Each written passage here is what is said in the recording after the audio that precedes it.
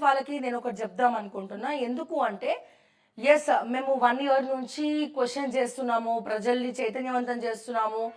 లేకపోతే జరిగినటువంటి ప్రజా సమస్యలు అంటే అది బీఆర్ఎస్ పార్టీయా, కాంగ్రెసా, బీజేపీయా అని పక్కన పెడితే ప్రజా సమస్యలను ప్రభుత్వాల దృష్టికి తీసుకొస్తా ఉన్నాము. అయితే ఏదైతే అక్కడ గత ప్రభుత్వంలో జరిగిందో మళ్ళీ ఈ ప్రభుత్వంలో జరగకూడదు అని చెప్పి మేము తాపత్రయపడతా ఉన్నాము. అయితే నిన్న నాకు ఒకరు మెసేజ్ పెట్టారండి, స్క్రీన్ షాట్స్ పెట్టారు. నాకు ఒక వ్యక్తి ఎవరైతే అవుట్ సోర్సింగ్ జాబ్ సెక్రటేరియట్లో అవుట్ సోర్సింగ్ జాబ్స్ కోసం ట్రై చేస్తున్నారో, సో ఆ జాబ్ని ఇద్దరు మినిస్టర్లు 3 లక్షలు అంటే మినిస్టర్ల అమ్ముకుంటున్నారా లేకపోతే వాళ్ళ మనుషులు అమ్ముకుంటున్నారా తెలియదు కానీ, సో కాంగ్రెస్ ప్రభుత్వంలో కూడా నా దృష్టికి ఇటువంటి న్యూస్ రావడం అనేది చాలా బాధ అనిపిస్తుంది. సో 3 లక్షలు ఇస్తేనే నీకు అవుట్ సోర్సింగ్ జాబ్లో పెట్టిస్తా అని చెప్పి డబ్బులు కలెక్ట్ చేసుకుంటున్నారు. మరి దీన్ని ఏ రకంగా చూడొచ్చు? నిజంగా నా మంత్రి పేషీ నుంచే వస్తున్నాయి ఇవన్నీ, లేకపోతే కావాలనే ఇట్లా చేస్తున్నారా? సో మేము చెప్తూ ఉన్నాం, మరొకసారి చెప్తా ఉన్నాం. సో దయచేసి కాంగ్రెస్ ప్రభుత్వం ఇటువంటివి చూసుకోకుండా, ఇటువంటివి చేయకుండా మీరు ఇటువంటి వాటిని ఎండగట్టాలా, ఇమీడియట్ యాక్షన్ తీసుకోవాలని చెప్పి కోరుకుంటున్నాము. ఎందుకంటే ఏదైతే ఉండకూడదని చెప్పి ప్రజలు మీకు ఓట్లేశారో మళ్ళీ అటువంటి పరిస్థితికి తీసుకురాకండి. అవుట్ సోర్సింగ్ జాబ్లైనా ఏదైనా అమ్ముకునే ప్రయత్నాలు చేయకండి. సో ఇంకా ఇప్పుడే మీరు అమ్మడం స్టార్ట్ పెడితే ముందు ఎట్లా నమ్మాలి? సో డెఫినెట్గా మా మీద బాధ్యత ఎక్కువ ఉంది. మీరు చేసినటువంటి తప్పిదాలు ఏమైనా ఉంటే తప్పిదాలైన సలహాలు సూచనలు జనాలు ఏమనుకుంటున్నారు, ప్రజల పట్ల ఏ రకంగా ఉంది, వాళ్ళకి ఇంకా ఏం కావాలి, ప్రజలకు ఎటువంటి సమస్యలు ఎదురవుతున్నాయి, సో ఇవన్నీ కూడా చెప్పాల్సినటువంటి బాధ్యత మా మీద ఉంది. గత ప్రభుత్వానికి కూడా మేము చెప్పాము, కానీ వాళ్ళు మమ్మల్ని శత్రువులా చూసి చెప్పింది రిసీవ్ చేసుకోలేకపోయినరు, సవరణలు చేసుకోలేకపోయినరు, కావాలనే తిడుతున్నానని చెప్పి ఆ కార్యకర్తలతో సహా అందరూ కూడా ఇష్టం వచ్చినట్టు మాట్లాడడం మొదలుపెట్టినరు. కానీ నేను చెప్తా ఉన్నాను, సో దయచేసి కాంగ్రెస్ ప్రభుత్వం మీద చాలా హోప్స్ ఉన్నాయి ప్రజలకి. ఇటువంటివి చేసి అనవసరంగా మళ్ళీ అబాస పాలవ్వకండి. సో ఎప్పుడెప్పుడు ఏమేమి జరుగుతుందా, ఎక్కడెక్కడ ఏ పాయింట్ పట్టుకోవాలా అని ఎదురు చూసే ప్రతిపక్ష నాయకులకు మీరు బిస్కెట్లు అవ్వకండి, మీరు ఒక ఎర్రలు అవ్వకండి అని చెప్పి నేను చెప్తా ఉన్నా. అండ్ ఇది కరెక్ట్ కాదు. ఉద్యోగాలు అవుట్సోర్సింగ్ అమ్ముకోవడం అనేది కరెక్ట్ కాదు. మీరు కావాలంటే చూడండి, నేను స్క్రీన్ షాట్స్ చూపిస్తా వాళ్ళ చాట్. సో వాళ్ళ చాట్ ఒకసారి చూద్దాము, ఏం చాట్ చేశారు ఏంటి అనేది ఒకసారి చూద్దాం. నిన్న నైట్ నాకు కాల్ వచ్చింది, ఎవరైతే దీనివల్ల ఇబ్బంది పడ్డారో సో వాళ్ళ నుండి ఒక కాల్ వచ్చింది. సో నేను వీలైతే అతని కాల్లో కూడా నేను తీసుకుంటా. ఇగో చూడండి, కాల్ చేసి మాట్లాడితే ఒక నిమిషం, ఫస్ట్ మనం స్క్రీన్ షాట్స్ చూద్దాం. ఇవి మినిస్టర్ పేషీలో కాంట్రాక్ట్ పద్ధతిలో జాబ్స్ ఉన్నాయని గ్రూప్లో పెట్టారు కదా, నేను చేస్తాను సార్. డిగ్రీ క్వాలిఫికేషన్ ఉండాలి అండ్ మనీ కట్టాలి అని పెట్టారు. ఇక్కడ మనీ ఎందుకు కట్టాలి? అవుట్సోర్సింగ్ జాబ్కి డిగ్రీ క్వాలిఫికేషన్ అండ్ మనీ కట్టాలి. ఎంత కట్టాలి డబ్బులు? ఇది సర్కిల్ చేశారు చూడండి, ఎంత కట్టాలి డబ్బులు అని మళ్ళీ మెసేజ్ పెడితే 3 lakhs after next day duty, అంటే డ్యూటీలో జాయిన్ అయిన తర్వాత రోజు 3 లక్షల రూపాయలు కట్టాలి.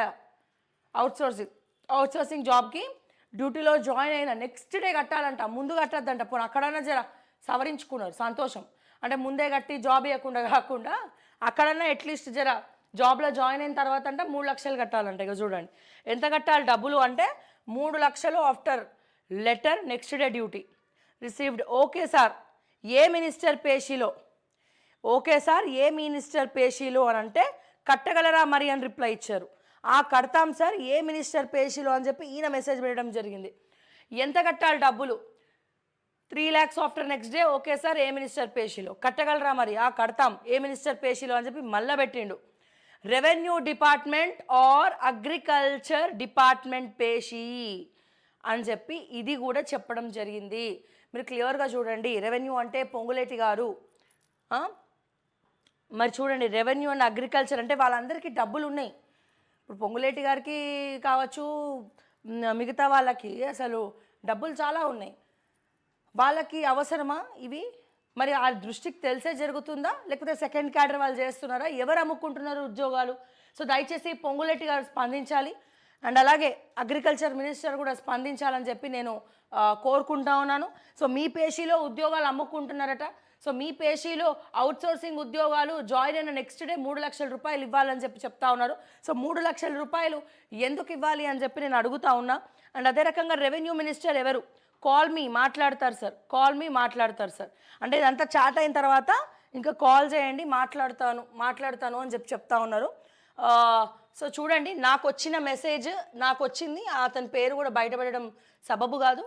సో ఒక్కసారి ఇక్కడ చూడండి. ఇది కాకుండా కాల్ చేసి మాట్లాడితే మంత్రులు పొంగులేటి శ్రీనివాసరెడ్డి అండ్ తుమ్మల నాగేశ్వరరావు పేర్లు చెప్తున్నారు. వాళ్ళ పేషీల్లో అధికారులకి ఇవ్వాలి అంటున్నారు. మనం కాల్ తీసుకుందాము, అతను ఎత్తి మాట్లాడతాడంటే కనుక సో ఖచ్చితంగా, ఎందుకంటే మాకు వెనకాల చెప్పడం వేరు అండ్ ఇక్కడ చూపించడం వేరు యాక్చువల్గా. సో లైవ్లో మాట్లాడాలంటే కొంచెం డేర్ కూడా కావాలా. హలో హలో హలో నమస్తే అండి. గుడ్ మార్నింగ్ అండి. గుడ్ మార్నింగ్, నేను లైవ్లో ఉన్నాను. నమస్తే అండి. హలో, లైవ్లో ఉన్నాను. అయితే నిన్న నాకు కొన్ని ఏవైతే ఈ పేషీలో అవుట్సోర్సింగ్ జాబులు అమ్ముకుంటున్నారు అని చెప్పి వచ్చిందో, సో అది ఎవరికి జరిగింది, ఎట్లా జరిగింది, ఎందుకు, అంటే ఎవరు అది అమ్ముకుంటున్నారు, ఇది వాస్తవమేనా? నేను యాక్చువల్గా ఎస్ మీకు యాక్చువల్గా వచ్చింది నేను చూపించాను. బట్ కొంతమంది నమ్మరు కదా, లైక్ కావాలనే వీళ్ళు క్రియేట్ చేసి చెప్తున్నారు ఇదంతా అని అనుకుంటారు. ఎస్, అందుకని కాల్ చేయడం. అదే నా గ్రూప్ లో వస్తే నేను పర్సనల్ గా అడిగాను, వాళ్ళని అడిగితే 3 lakhs కట్టాలి, ఎమ్మటే జాయినింగ్ ఉంటాయి అని అన్నారు. ఓకే, అంటే మీకోసమే అడిగారా? మీకోసమే అడిగారా మీరు జాబ్? నా కోసమే అడిగాను, నేను వెళ్దామని అడిగాను. ఓకే, నా కోసమే అడిగాను. ఓకే, మరి 1000 ఇస్తారా అని చెప్పారు. ఎవరు ఏంటి అంటే పొంగులేటి శ్రీనివాసరెడ్డి, తుమ్మల నాగేశ్వరరావు, వాళ్ళిద్దరు పేర్లు చెప్తున్నారు. ఓకే, అంటే వాళ్ళిద్దరు పేషీల్లో 3 లక్షలు ఇస్తే ఉద్యోగమా అవుట్సోర్సింగ్? వాళ్ళ పేషీలు అంటే మరి వాళ్ళు అడగమన్నారన్న, వాళ్ళు ఎందుకు అడగమంటారు? వాళ్ళు కాదు, ఆ పేషీలో ఉండే ఆఫీసర్లకు ఇవ్వాలి. తెలియదా ఇంతకుముందు ఎప్పుడు అట్లా తెలియదు, కొత్తగా అడుగుతున్నారని మాట్లాడిన నాకే రివర్స్ కౌంటర్ వేస్తున్నారు. ఓకే, సో మరి ఇటువంటి ఇప్పుడు మీరు అడగలేదా? అంటే ఎందుకు ఇట్లా అడుగుతున్నారు, ఇంతకుముందు అట్లానే ఉండే ఇప్పుడు కూడా అదే పరిస్థితి అని చెప్పి గట్టిగా మాట్లాడలేకపోయారు? అంత డీప్ గా వాళ్ళంటే వాళ్ళ దగ్గర నుంచి విషయం తెలుసుకోవడం కోసమే ట్రై చేసి నేను. అచ్చా, విషయం తెలుసుకోవడానికి, విషయం తెలుసు ఎక్కడి నుంచి జరుగుతుంది ఏంటి అని కనుక్కోవడం కోసమే ట్రై చేసిన. అంటే మీకు ఒకటి వాళ్ళ మాటల్లో మీకు అర్థమవుతుందా? అంటే పొంగులేటి గారికి కానీ లేకపోతే వీళ్ళకి ఈ విషయం తెలుసు అనుకుంటున్నారా, లేకపోతే వాళ్ళ మనుషులు ఎవరైనా ఇట్లా చేస్తున్నారని అనుకుంటున్నారా? అంటే మీరు డైరెక్ట్గా మీరు వాళ్ళతో మాట్లాడారు కాబట్టి నేను అడుగుతున్నాను. హలో, అంటే నాకు తెలిసి అయితే వాళ్ళకి తెలియకపోవచ్చు, ఎందుకంటే ఇంత చిన్న విషయం వాళ్ళే అంటున్నారు. ఇది అడుగు వాళ్ళు ఎందుకు అడగమంటారు, మేమే అడుగుతున్నాం, అందులో అంటే వాళ్ళకి ఇవ్వాలి అని అంటున్నారు. సో పొంగులేటి శ్రీనివాసరెడ్డి అండ్ తుమ్మల గారికి తెలుసో లేదో తెలియదు కానీ వాళ్ళ మనుషులు అయితే అడుగుతున్నారు దీని గురించి అని అంటారు మీరు. ఎస్, సో థ్యాంక్స్ అండి. అండ్ అంటే జాయిన్ అయిన తర్వాత 3 లక్షలు ఇమ్మన్నారా? అంటే ఎప్పుడు ఇవ్వాలంటే జాయినింగ్ కి ఇచ్చింది మాట్లాడుతున్నారు. అది జాయిన్ అయిన తర్వాత 20,000 జీతం కోసం 3 లక్షలు పెట్టి అక్కడ పోయి ఎవరు అంత రిస్క్ తీసుకోరు కదా. అవును అవును, సరే ఎక్కువ వస్తే 50,000 లక్ష రూపాయలు ఇస్తారంటే అది వేరు విషయం. 20,000 కోసం దాని పెట్టి 1.5-2 సంవత్సరాల జీతం వాళ్ళకి ఇవ్వాలి కదా. అవును అవును, కరెక్టే కరెక్టే. పోనీ మీలాగా కొందరు ఇట్లా తెలివిగా ఆలోచిస్తే బాగుంటుంది. అంటే 20,000 జీతం కోసం 3-4 లక్షలు ఎందుకు కట్టాలి అని. అంటే కట్టేవాళ్ళు ఆశపడి కట్టేస్తారు కదా సార్. ఏంటంటే కట్టేవాళ్ళు ఆశ కొద్ది కట్టేస్తారు కదా, జాబ్ వస్తుందని. వాళ్ళు కట్టేస్తారు, అట్లా మోసపోతారు. మోసపోయిన తర్వాత వాళ్ళ పేరు బాధనం అవుతుంది. ఎవరంటే పలానా పేషీలో జాబ్ అంతా కట్టినామని మళ్ళీ వాళ్ళు బయటకు వచ్చి గొడవ చేస్తే వాళ్ళు బ్లేమ్ అవుతారు. అవును అవును, కరెక్టే. సరే, ఎనీవేస్ ఈ ఇష్యూని మా దృష్టికి తీసుకొచ్చినందుకు సంతోషం. ఏంటండి? Yeah, thank you so much, ఉంటాను. సో ఇది పరిస్థితి. సో ఎవరైతే నాకు ఇది పంపించారో నేను వాళ్ళ పేర్లు చెప్పాను. ఇప్పుడు ఆ వ్యక్తితో కూడా నేను పేరు చెప్పకుండానే నేను మాట్లాడినాను. సో ఈ స్క్రీన్ షాట్స్, ఈ చాట్ అతను చేసిందే. అండ్ అవుట్సోర్సింగ్ జాబ్ కోసం గ్రూప్లో ఈ పేషి మెసేజ్లు వస్తే గ్రూప్లో వాళ్ళకి కాల్ చేయడం జరిగింది. వాళ్ళకి కాల్ చేయగానే మరి మంత్రి పేషి అన్నారు.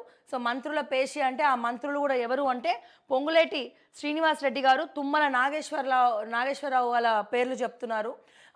మరి పొంగులేటి గారు అండ్ తుమ్మల నాగేశ్వరరావు గారు మరి ఇదే విషయం నేను కాల్‌లో ఇతన్ని అడగడం జరిగింది. అడిగితే మీకు ఈ విషయం తెలుసా అని అడిగినాను. అంటే పొంగులేటి గారికి, తుమ్మల గారికి తెలిసుండొచ్చా ఇట్లా వీళ్ళు అవుట్‌సోర్సింగ్ జాబ్‌కి 3,00,000 రూపాయలు తీసుకుంటున్నారు, అడుగుతున్నారు అని చెప్పి అంటే, ఏమో తెలియకపోవచ్చు. నేను ఆ విషయం అడిగితే కూడా వాళ్ళెందుకు అడుగుతారు, మేము అడుగుతున్నాం అని చెప్పారని చెప్పి. సో దయచేసి ఇటువంటి వాళ్ళ వల్లనే డైరెక్ట్‌గా మీకు బ్యాడ్ నేమ్ వస్తది. అంటే ఎవరైతే ఇప్పుడు సెకండ్ క్యాడర్ ఉంటారో సో అప్పుడు కూడా అట్లనే జరుగుతుంది, మళ్ళీ ఇట్లనే జరుగుతూ ఉంది. సో దయచేసి మీ ఎవరైతే స్టాఫ్ ఉన్నారో వాళ్ళని జర కంట్రోల్లో పెట్టుండ్రి. ఇటువంటి అవినీతి పనులు, అవుట్సోర్సింగ్ అమ్ముకోవడాలు ఇటువంటివి చేసుకోకుండా చూడండి. సో ఇది దయచేసి పొంగులేటి గారి దృష్టికి అండ్ అలాగే తుమ్మల నాగేశ్వరరావు గారి దృష్టికి నేను తీసుకెళ్తాను డెఫినెట్గా. సో తీసుకెళ్తాం ఈ విషయము డెఫినెట్గా. మళ్ళీ ఈ చాట్ చేసింది ఎవరు ఏంది అనేది కూడా వాళ్ళ నెంబర్ డీటెయిల్స్ అన్ని కూడా వాళ్ళకి ఇవ్వడం జరుగుతుంది. సో వాళ్ళకి ఇస్తాం డెఫినెట్గా. సో దయచేసి నేను చెప్తా ఉన్నాను కాంగ్రెస్ పార్టీకి అండ్ అలాగే కాంగ్రెస్ ప్రభుత్వానికి, ఇటువంటివి దయచేసి చేయకండి, ఎంటర్టైన్ చేయకండి. మీ వాళ్ళందరికీ కూడా స్ట్రిక్ట్గా చెప్పండి. ప్రజలు మిమ్మల్ని నమ్ముతున్నారు. సో దయచేసి నమ్మించి గొంతు కోసే టైప్లో మాత్రం వెళ్ళకండి. సో ముందుగా నేను చెప్తా ఉన్నాను. సో ఇది రిక్వెస్ట్ అనుకుంటారో ఏమనుకుంటారో. అండ్ ఎవరైతే 3,00,000 రూపాయలు అడుగుతున్నారో వాళ్ళ మీద ఇమీడియట్గా యాక్షన్ తీసుకోవాలి పొంగులేటి గారు అండ్ తుమ్మల నాగేశ్వరరావు గారు అని చెప్పి నేను కోరుకుంటా ఉన్నాను. సో డెఫినెట్గా ఇది మీ దృష్టికి తీసుకొస్తాం అండ్ మీకు కూడా ఇవన్నీ కూడా పంపిస్తామని చెప్పి నేను మరొకసారి నేను రిక్వెస్ట్ చేస్తూ సో ఇది. సో దయచేసి ఇట్లనే చాలామంది చెప్తా ఉంటారు అది ఇస్తాం, ఇది ఇస్తాం, ఆ జాబ్ ఇస్తాం అని చెప్పి. ఎవరు కూడా నమ్మద్దు. ఒకవేళ మీరు ఎవరైనా మీడియేటర్ మిమ్మల్ని డబ్బులు అడుగుతున్నారు అంటే సో డైరెక్ట్గా పోయి వాళ్ళతోటే తేల్చుకోండి, మంత్రులతో తేల్చుకోండి. ఇట్లా అడుగుతున్నారు, ఇట్లా చేస్తున్నారు, మీరు పంపిస్తున్నారా, మీరు అడుగుతున్నారా అని చెప్పి. సో అంతేగాని మీరు వాళ్ళు అడిగారు కదా అని చెప్పి డబ్బులు ఇస్తే అనవసరంగా గోషపాలవుతారు. ముందే చెప్తున్నా, ఇటువంటి బ్రోకర్స్ చాలామంది ఉంటారు పైసల కోసం కకృతి పడేటోళ్ళు. సో ఇప్పుడు నేను ఎందుకు ఇవ్వాలి మేడం, 20,000 జీతంకి 3,00,000 రూపాయలు పోయి కట్టాలనా అని చెప్పి అన్నాడు. సో అట్లా తెలివిగా వ్యవహరించాలని చెప్పి నేను అంటున్నా. అనడమే కాకుండా మా దృష్టికి దీన్ని తీసుకొచ్చిండ్రు.